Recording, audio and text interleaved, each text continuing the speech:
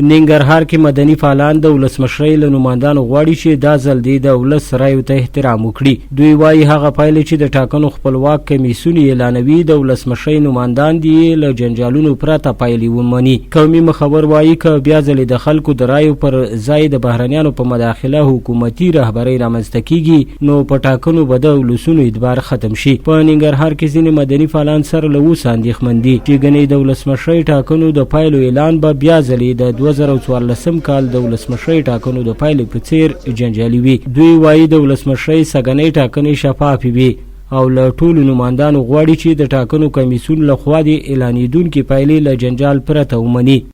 د ټولو نمایندانو څخه هغه چې ولسمشریزو ټاکنو ته نمایندان ول هیواد د ګډو ستونزو مشکلاتو سره لاس او ګریوان دی. زموږ د ټولو نمایندانو نه جدي هیله او غوښتنه ده چې کومې پایلې د ټاکنو خپلواک کمیسیون اعلانوي هغې ته باید ژمن وسیږي، هغه قبول کړي چې تر څو په راتلونکي کې زموږ هیواد د دغې بدبختۍ څخه وژغورل شي.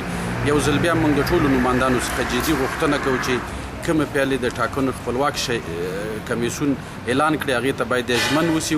هره پرېکړه چې انتخاباتو کمیسیون کوي هغوی ته باید احترام وکړي او نور د ولسونو رایو ته باید د ارزښت په توګه وګوري او کومه فیصله او پرېکړه چې انتخاباتو کمیسیون کوي هغه ته باید احترام وکړي. دوی زیاتوي که د ولسمشریزو ټاکنو په تړاو د 2014 کال د ټاکنو د پایلو په اعلان کې د نه منلو تجربه تکرار شي نو هیواد به د بحران په لور بوځي. ځینې قومي مخبر وایي که نمایندان بیا ځلې د ولس رایو ته درناوی ونه کړي او د بهرنیو په مداخلو حکومتي رهبرۍ وټاکل شي نو په ټاکنو به د خلکو باور له منځه ولاړ شي او بیا ځلې به په هیڅ ډول ټاکنو کې برخه وانخلي.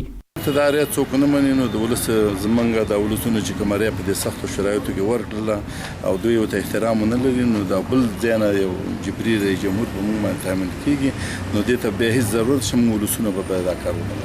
تېره ورځ په ټول هیواد کې د 14 تنو نمایندانو ترمنځ د 1498 کال د ولسمشر د ټاکلو لپاره ټاکنې ترسره شوې چې د رایو شمیرنې پروسه یې دوام لري او ټاکل شوي چې 3 اونۍ وروسته به یې پایلې اعلان شي. سباون ساحل، میلمه راډیو، جلال آباد.